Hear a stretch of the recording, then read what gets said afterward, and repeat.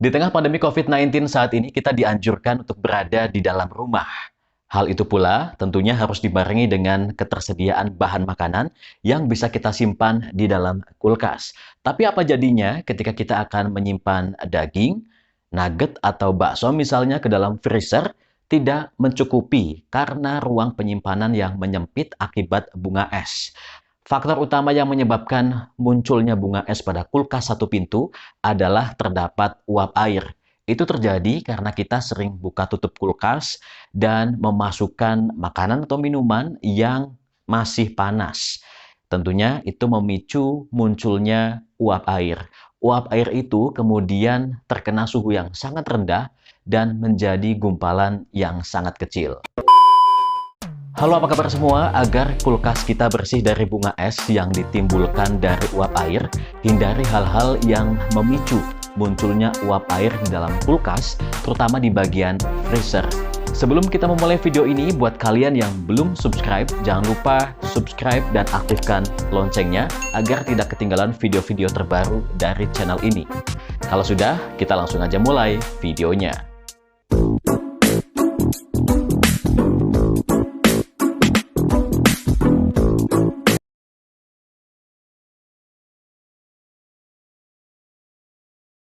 Iya, jadi seperti yang saya bilang tadi di awal bahwa pada kulkas satu pintu, kemunculan bunga es itu timbul karena frekuensi buka tutup kulkas yang cukup intens.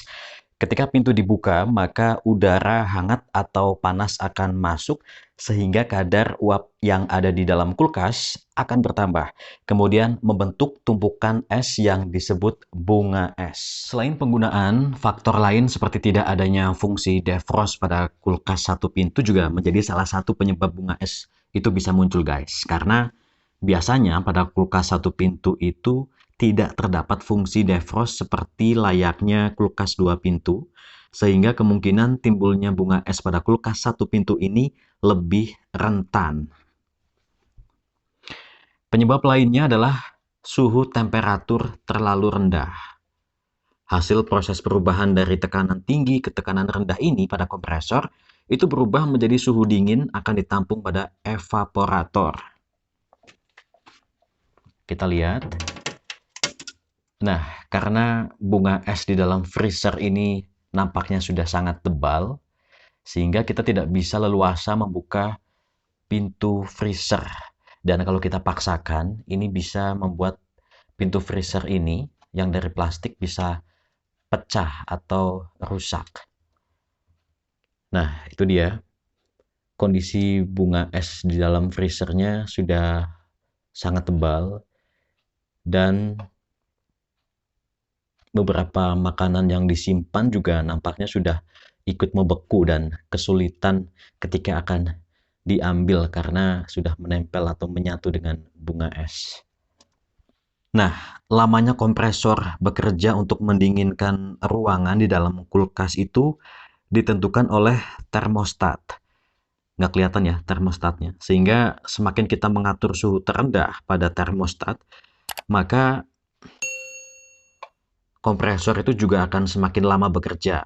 Hal ini menyebabkan evaporator itu mengalami pengembunan, dan embun tersebut akan menjadi bunga es. Sangat jelas kita lihat di sini ya. Si rak-raknya itu sudah mengembun dan tidak bening begitu. Sehingga memang ini harus dibersihkan, guys. Kulkas satu pintu itu tidak dilengkapi dengan alat pencair bunga es, beda dengan kulkas dua pintu.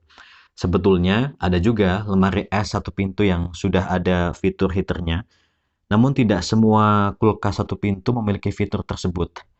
Nah, saran saya kalau mau membeli kulkas satu pintu, usahakan cari yang sudah ada fitur untuk mencairkan bunga esnya.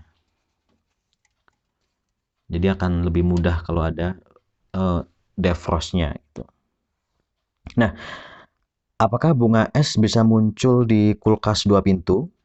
Bisa, walaupun lebih sering ditemui pada kulkas satu pintu ya, tapi bukan berarti bunga es itu tidak muncul di kulkas dua pintu, guys. Jika menemui bunga es di kulkas dua pintu, ada kemungkinan salah satu komponennya yang mengalami kerusakan lah istilahnya. seperti kipas atau fungsi defrost tidak berfungsi dengan baik. Nah, bunga es itu bisa menjadi medium bakteri yang menempel saat pintu kulkas dibuka tutup.